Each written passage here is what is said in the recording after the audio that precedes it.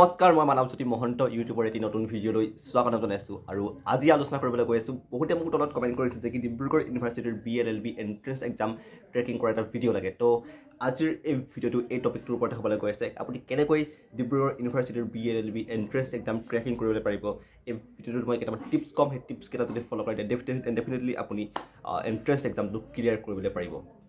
চাওক, যোৱাবাৰ এণ্ট্ৰেন্স এক্সামত প্ৰায় 320 জনে এণ্ট্ৰেন্স দিছিল আৰু ছিট থাকে মাত্ৰ 60টা। তাৰ ভিতৰত 60 to 65 জনে ছিট পায়। চ' কম্পিটিশ্যন অলপ টাফ আছে, কিন্তু পেপাৰখন আহিব আপোনাৰ moderate, easy to moderate paper আহিব। তো প্ৰথমতে চিলেবাছটো মই দেখাই দিছোঁ, চাওক কি আছে। General English, general knowledge, analytical, logical reasoning আৰু legal aptitude and legal studies. তো প্ৰথমতে জানো আহক জেনেৰেল নলেজত কি আহে।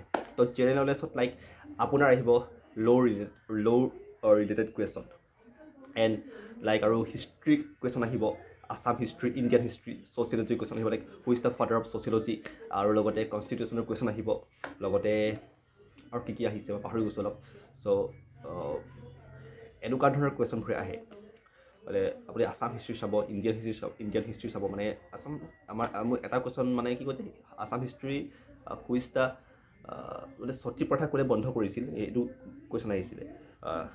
মানে পেপাৰখন আহিব 200 মাৰ্কছৰ, ঠিক আছে, 180 মাৰ্কছৰ ৰিটাৰ্ণ কুৱেশ্যন, MCQ থাকিব আৰু কোনো ধৰণৰ নিগেটিভ মাৰ্কছ নাই। পাৰ কুৱেশ্যন 2 মাৰ্কছকৈ থাকে। আৰু এতিয়া যদি আমি জেনেৰেল ইংলিছত চাওঁ, জেনেৰেল ইংলিছত আপোনাৰ এখন পেছেজ দিয়া থাকিব, আপোনাৰ এখন পেছেজ আহিব জেনেৰেল ইংলিছত। তাৰপাছত আমাৰ প্ৰিপেৰেশ্যন আহিব, চিননিয়ম, এণ্টনিয়ম, এনেকুৱা ধৰণৰ কুৱেশ্যনবোৰ আহে। চ' আৰু প্ৰিপেৰেশ্যন চাওক, পেছেজ চাওক, পেছেজ আহিব, লগতে চিননিয়ম, এণ্টনিয়ম এইখিনি চাওক। এতিয়া চাওক লজিকেল ৰিজনিঙত কি আহিব। লজিকেল ৰিজনিঙক মাষ্ট কৈছোঁ, একদম 100% গেৰাণ্টি। চিলজিজম আহিবই, ব্লাড ৰিলেশ্যন আহিবই, নাম্বাৰ চিৰিজ আহিবই, এই তিনিটাটো আপুনি গেৰাণ্টি আহিবই। লগতে ক'ডিং ডিক'ডিং আহিবই। লগতে আৰু কি যে এনালজি চাব পাৰে, ডাইৰেকশ্যন চেঞ্জ চাব পাৰে। এনেকুৱা ধৰণৰ কুৱেশ্যন অহা চান্স বহুত টাফ, মানে বহুত চান্স আছে। চ' এইখিনি চাব। বাকী ইমান টেনশ্যন ল'ব নালাগে, ভালদৰে আপুনি প্ৰেক্টিছ কৰক, ভালদৰে পঢ়ক, দেন ডেফিনেটলি আপুনি BLLB এণ্ট্ৰেন্স এক্সামটো ক্লিয়াৰ কৰিবলৈ পাৰিব। লগতে ভাইবাটো ভালকৈ দিব, ভাইবাটো প্ৰায় 20 মাৰ্কছৰ হ'ব। লগতে ভাইবা বছৰত কি কুৱেশ্যন আহে, মোক সুধিছিলে যে কি হোৱাটছ ইয়ৰ ফেভৰেট ছাবজেক্ট। তো ভাইবাটো আপুনি অসমীয়াতো ক'ব পাৰে, ইংলিছতো ক'ব পাৰে। তো মই ক'লোঁ মোৰ ফেভৰেট ছাবজেক্ট পলিটিকেল ছায়েন্স।